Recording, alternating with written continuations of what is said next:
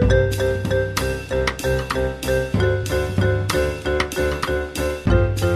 listening to Two Guys Talking Wine with Michael Pincus and Andre Prue.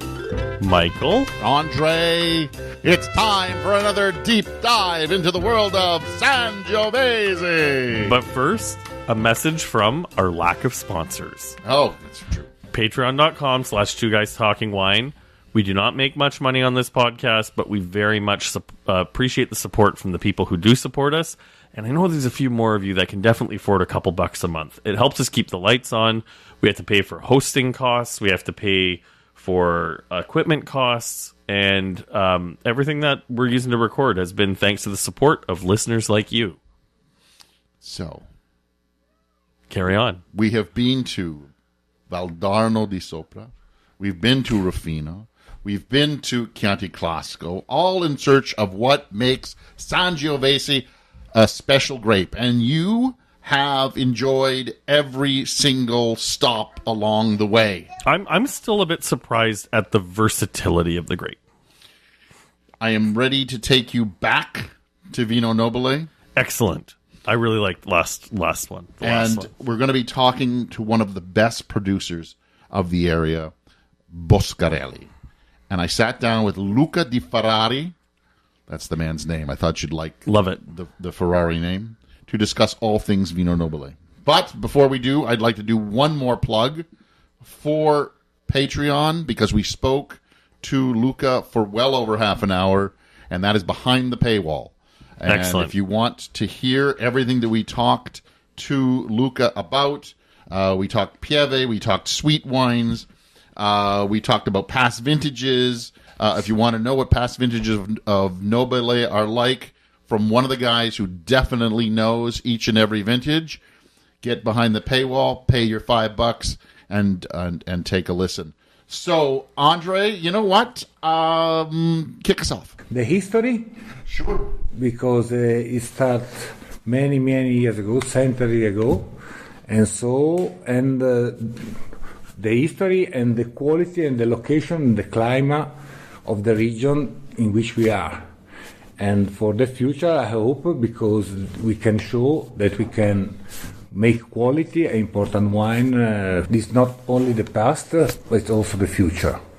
And to adapt it to the style and the taste that the people likes.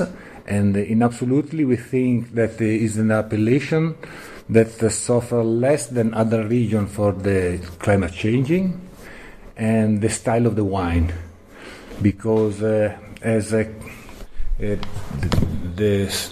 addition of soil and climate make a style in the Vino Nobile, in our opinion, for the experience we have made in these 50 years, make a wine that you can have a fresh, crispy flavor, a good acidity, a rhythm in the mouth. So a wine that is important but not too heavy, just to drink, and you connect more with more food than other wines. Andre, it's not often that you hear somebody actually say, climate change is not affecting the area. It's not a big deal. Yeah, I have nothing. I don't know what to say to that. I mean, maybe he's just adapted to it so gradually he doesn't even notice. I'm gonna say that because they've been there a long time. They've seen a lot of things. They've made a lot of great wines. And really, when you start tasting Boscarelli wines, you realize that they have figured this grape out. Let's carry on. Let's find out why the wines and the vines are adapting and how the winemakers are doing the same. So, with the climate changing, we are helping this direction. The problem that the vineyard that we are planted in that mind is not the perfect vineyard for this moment. And so now, when we are going to replant the vineyards, we are back to plant less plants per hectare, and with more strong American food, more resistant for the dryness, because now the problem is the opposite. In the summer season especially, is the dryness. That makes good for the quality in some moment, but if they suffer too much, the plants, they stop to ripe, and so you know that the quality and the style of the wine that you find in the glass, the most of the important thing is how the season works during the day. The more constant it is, the more is expression and the wine is complete and balanced. In some, for instance, has been a vintage like a 2001 that was really dry vintage, but because it was dry already from the winter, the plants were adapted to have not too much water from the beginning. So the ripeness was anyway suffered, but constant all the season. And so we have had more quality than other year that in which you have a winter with a lot of water, and then a strictly dryness in July and August that makes the wine more a wave. I find it interesting that the plants are adapting to both dry and wet. It's like a dichotomy. You'd think the plants would, either adapt to wet and be susceptible to dry, or adapt to dry and be susceptible to wet. But and wet is what's happening in Italy these days. That's really what you're finding as climate change. I mean, it makes sense to me. Like from what I've heard talking to farmers all over the world is, grapevines are at their origin a desert plant, so they're meant to struggle, and their roots are meant to look for water, but they will produce fruit when you do get wetter conditions. I mean, there's so much about what he said that I could unpack, and I'll do it as quickly as possible. So I think the challenge is when you're dealing with wet is mitigating disease pressure when that moisture is in the vineyard once the fruit starts to ripen, and also just making sure your plants aren't throwing too many clusters of fruit per shoot.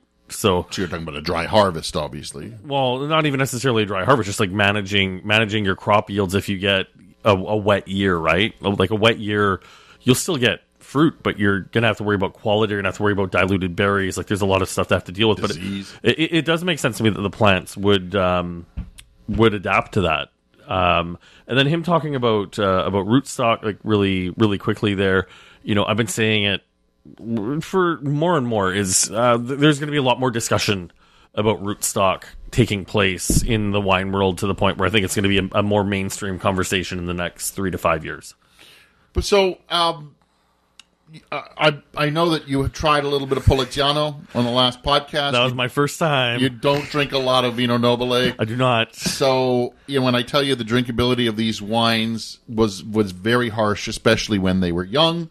Lots of acidity, lots of tannins. They basically strip your enamel, and if you had too many of them, you'd want to claw your face off because of the tannins. Now, there's a style being adapted that Luca discusses with friend of the podcast, Chris Drabicki. More elegance, a little more fining. More easy to drink young. Yeah. Yes. Yeah. But this is the goal that, for me, if you speak to me, is the goal that I follow from the beginning. From the beginning, when I start to follow the production, because as I told you, it's my mother, my father, they started in the 70s. I be involved in the wine production. The first vintage that I followed was the 88 vintage. To make the best Vino Nobile was possible, but anyway, I fight to make a Vino Nobile that, yes, it's important to show that a Vino Nobile should be a wine that you can age for 30 years, and we have tomorrow a vertical tasting to see if it's true or not. And this is a good thing for a Vino Nobile, a really important wine. But my goal that the wine should be good from the beginning, and you can drink not waiting too much.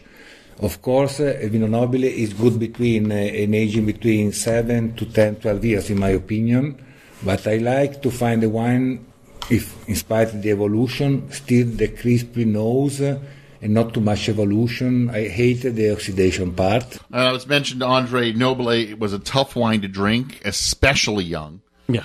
Before we dive into the first wine, maybe Luca should dive a little deeper into the changing style. I can say that now we make wines more similar to what was produced, not in absolutely of the quality, but the style of the wine more like it was in the 70s. Because when I remember when I was child, because I lived in the vineyards, I was happy to buy to harvest the bunch to decide how to start with the harvest. And at the time the wines was more light, more elegant, less content of alcohol. There was many reasons: the production, the climate, and so on. Then we have the 90s period, in which they start the fashion of the Super Tuscan. And in spite we have also Boscarelli, a clear idea of what should be our Vino Nobile, you have a light influence of this idea. So we have worked to have less production, more concentration, more use of oak, little oak, and so on, the color, the open flavor. And so we have worked a lot in this direction. And after the 2000, the idea of this was a little bit changing. We, in particular for the Boscarelli idea, we are more sure to follow our, what should be the best thing to show coming from this region, not follow an idea of wine, but showing every year what should be the best in that year that we can show that was coming from Boscarelli. This changing takes a lot of time, because when we have replanted the vineyards in the 90s, we have started to replant the oldest vineyards, because we have planted the first vineyard in the 60s. My grandfather started in the 63 to plant the first vineyards. And between the 63 and 70, he completed the new plantation. With my brother Nicolò especially, we restart to replant around in the 90s. And in that moment, looking around, we decide to replant the old clones, because we have had good clones from the first, from my grandfather. But in the goal to reach more ripeness, more constant quality every year, we have replanted vineyards with high density, 6,000 to 7,000 plants per hectare. This to make more competition of the root, to have low production per plants, and so on. And this was good in that moment, not only for the style of the wine, but also for the climate that was in that moment. Because if there was a limit in the past of the appellation of the Vino Nobile, that the climate, here in Montepulciano we have a continental climate, mitigated from the influence of the Lake Trasimeno. We make the sea on the coast. And this influence make the climate a little more humid and warm compared to other regions, Chianti and so on. You know, I think I got an answer to one of the questions that we were sort of asking ourselves about the plants being more adaptable to a wet climate versus a dry climate. And talking about the higher density planting is one of the things that makes sense.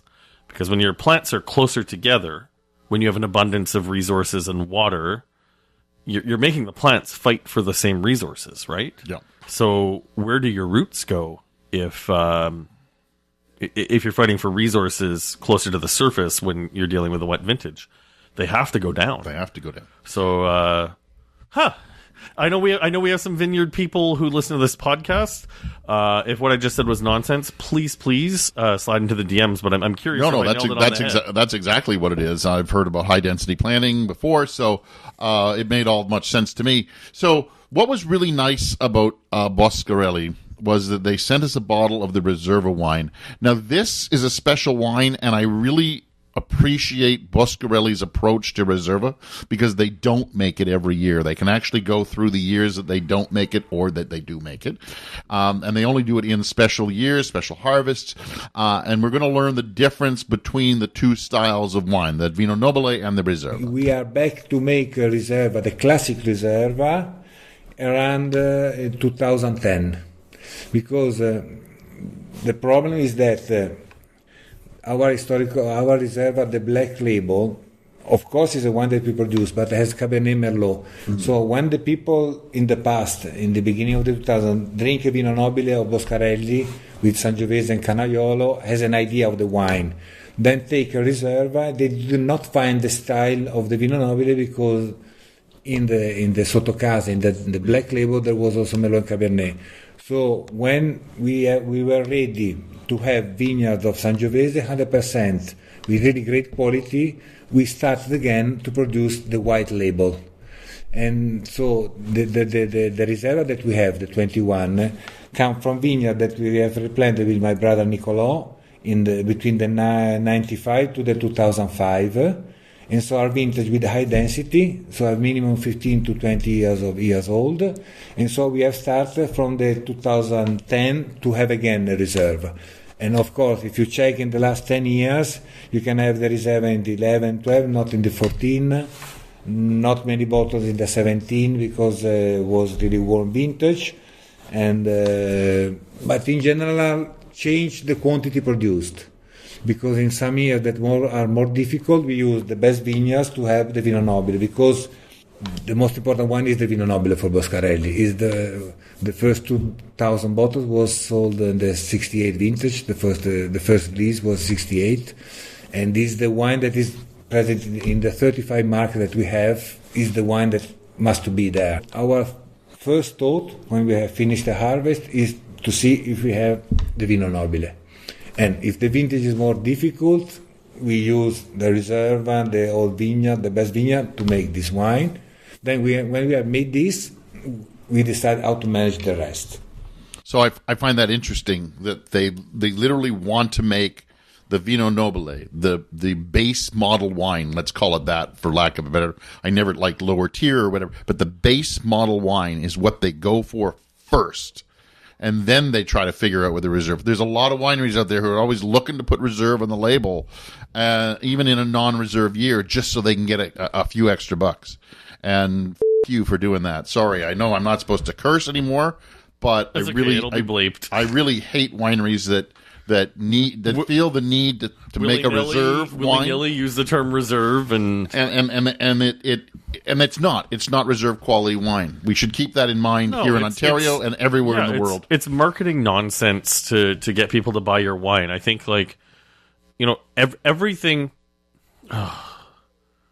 It's one of the things that I hate to say, but like the wine business is run by so many small producers, myself included, that I don't mind there being some guardrails on the front of the bottle so that it means the same thing in the same place. Like the term reserve and grand reserve and ultra grand reserve and mega ultra grand reserve regulated by the VQA so that, you and I can't just buy a barrel and make dirty hippie juice and call it greatest reserve Ontario ever. Well, I hate to say it, and I hate to call the winery out, and I'm going to Black Prince in Prince Edward County. I remember walking in one day, and I saw the Reserve Cabernet Franc on the shelf, and I said to the guy, "Where's the regular Cab Franc? I'd like to try your regular against your reserve." And he goes, "We don't make a regular." And I said, "Why is that?" And he said, "Because we can." Like, that's just... That's just false marketing. It's the same thing in the entire country of Chile, by the way. Correct, but it's just anyway. Let's get on to the wine before we shit on everybody else. This is the 2020 Reserve. He's told you why it's special. What do you think? Yeah, I mean, you've done a good job curating these podcasts. No, it's terrible. No, there's no way I can even say that. It's just interesting how different it is from the Poliziano that we had last episode. I was actually shocked at the flavor on my palate because the nose is a lot heavier. Like the last one I said was cherries dancing in a tomato field. This is a little bit more like blackcurrant, blackberry, ripe plum. Actually, it's a lot more of those things, not a little bit more of those things. There's some dark cherry, but it's buried under there. If we're at a concert, like the blackberries are at the front, like right at the stage, cheering along and throwing their panties. Yeah, and the cherries are in the back. They're the short girls who are getting ready to throw their underwear on stage because they can't see because the tall people are standing up front. But they're standing on somebody's shoulders, right? So, but no, they're not standing on anybody's shoulders. Sure, they are. There's a little bit of oak just. The oak is like short. Like it's there. The oak is there, but it's propping everything up. It's not something that is overly oak. The acidity is also there. I'm loving that you're helping me with this like concert thing. Yeah. But the acidity is also there, and they're kind of humming along to the tune. Well, and the tomato stem from the Sangiovese is like very, very subdued.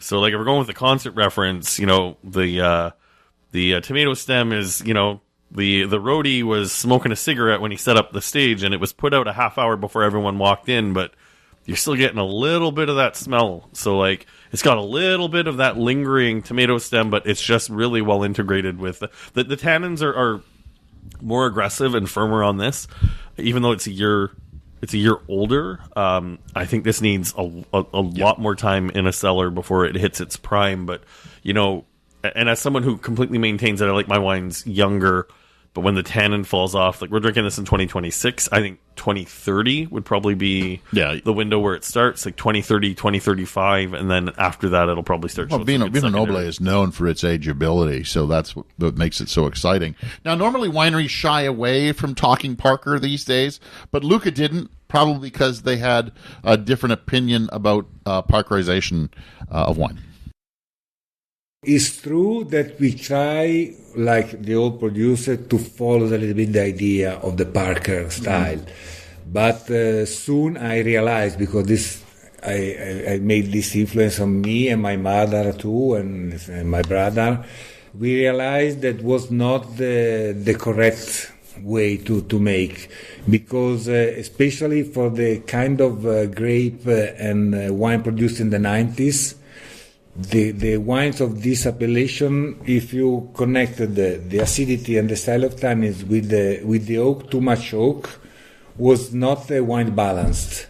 So you have of course the oak makes smooth the tannins, but no, because it makes more. But the taste of the oak connected with the more open nose and so on was too much.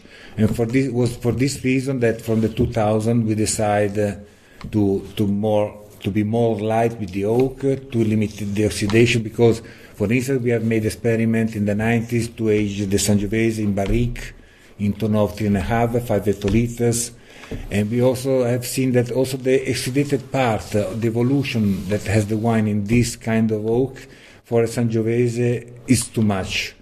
For this reason, we age the Sangiovese on tonneau that not less than 5 hectoliters, or 7, or 12, or 15, like was in the 70s.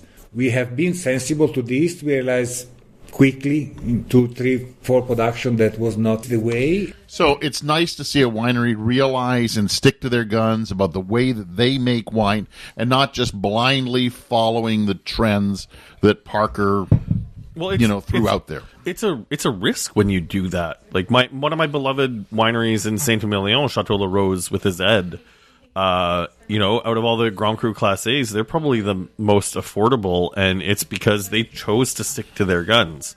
I went back and revisited my tasting notes from when I visited the winery in 2014, and I probably used the word elegant 100 times, and the alcohols were closer to 13%.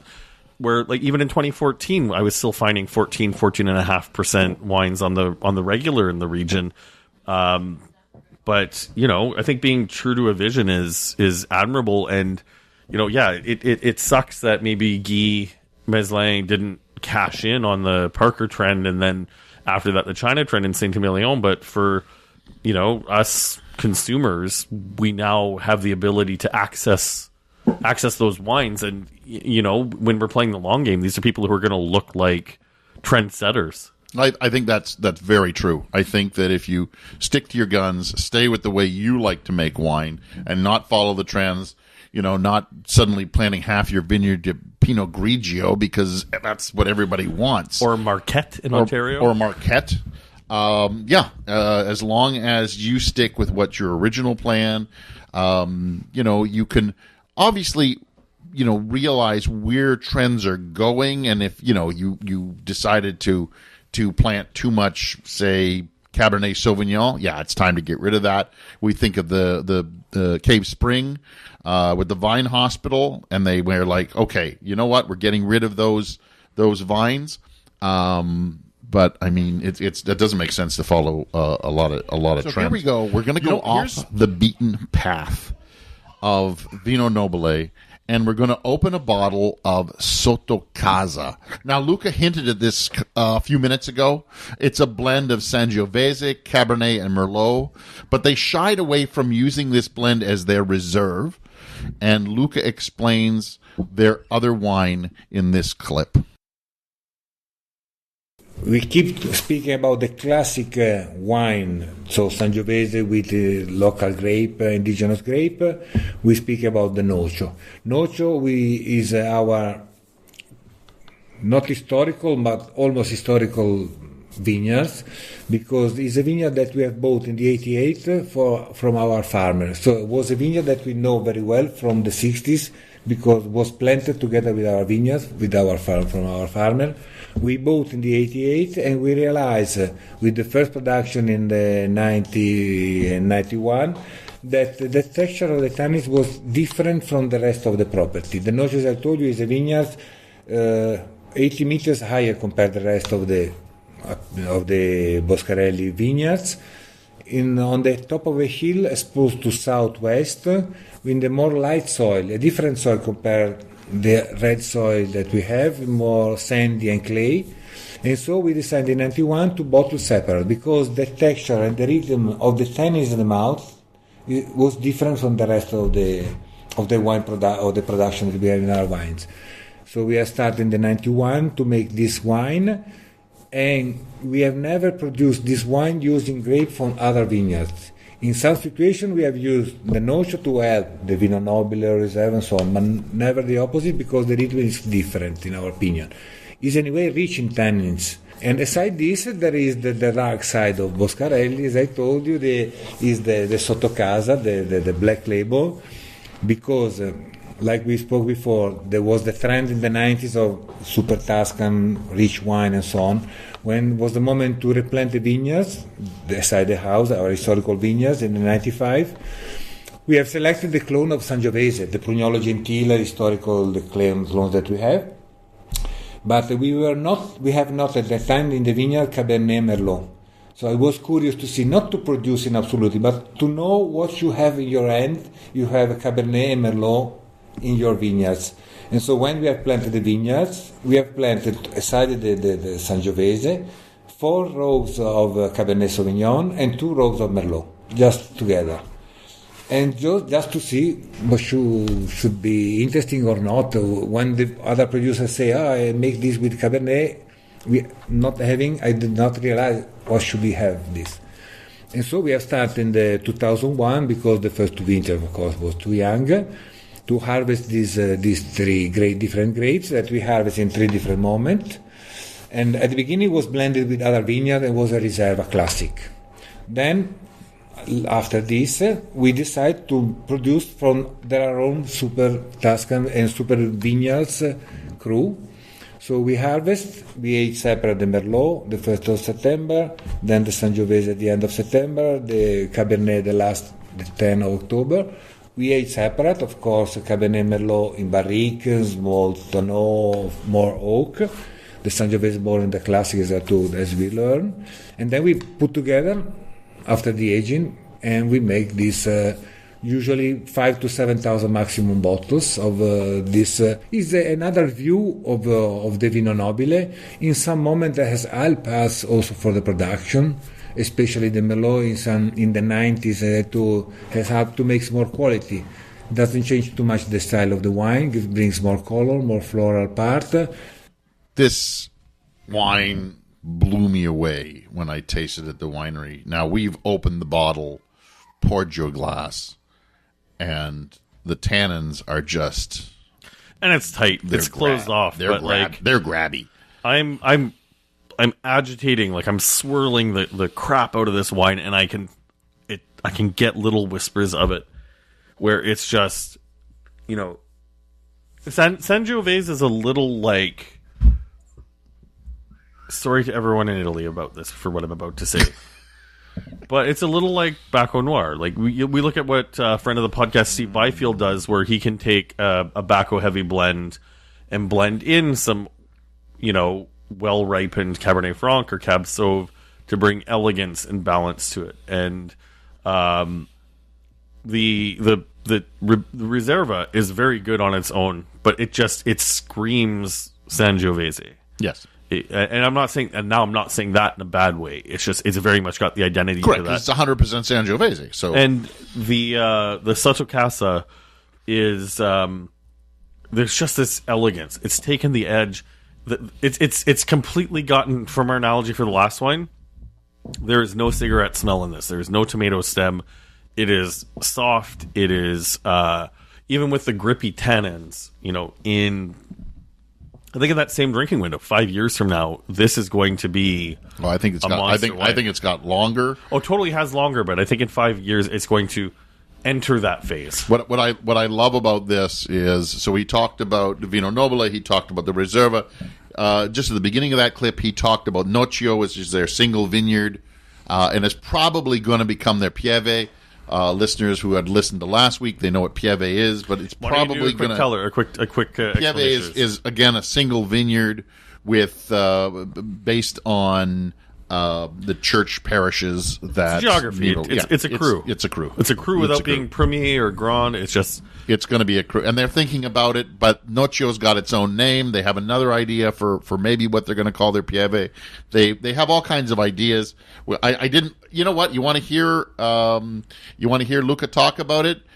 Get behind the paywall. I know we talked about it with him, Krista and I, and I'm telling you, it's worth going back there.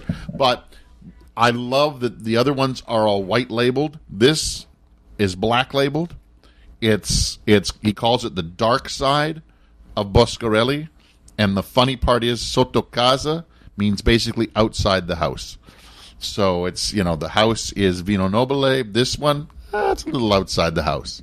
Love it. So, but it gives you another side of Sangiovese, and he said, with the Super Tuscan. I think this is a fabulous wine. It's one of my favorites. I know it probably shouldn't be. I should be all over Vino Nobile with the Sangiovese, but it's such a unique wine and such a good wine that it's worth it. And I think we're going to end up decanting this just to speed it along for its 5-year run. I think so too. So, as I said, people, get behind the paywall. You gotta hear the full Luca Di Ferrari interview, and I'd like to thank Luca for sitting down with us. Obviously, you heard Krister Bicklem, so I'd like to thank Krister for his insightful questions that he did ask. He is a big fan of Boscarelli, and he had a lot of questions, and sometimes he wouldn't shut up, so I had to keep him in on some clips. He likes to talk over people. He does. Jeez, imagine having a co-host who does that. I don't know what you're talking about. And then finally, to Artisanal Wine Imports, who brought this wine in, the two wines in, and got them to us. So thank you very much to everybody who helped contribute to this podcast. Andre, who the hell are you? Who am I? Is this an existential question? It is. Where have you been? I think, therefore, I am. I'm Andre Proulx at Andre Wine Review on social media. AndreWineReview.ca is the website. And please support us on Patreon. I am Michael Pincus of MichaelPincusWineReview.com. The Grape Guy on most social media, so look me up there. And Andre, thank you for letting me take you once again down the road to Italian wine. And everybody out there, good night. Thanks for listening. Please subscribe to Two Guys Talking Wine on iTunes. Two Guys Talking Wine is produced by Adam Duran and Ken Little.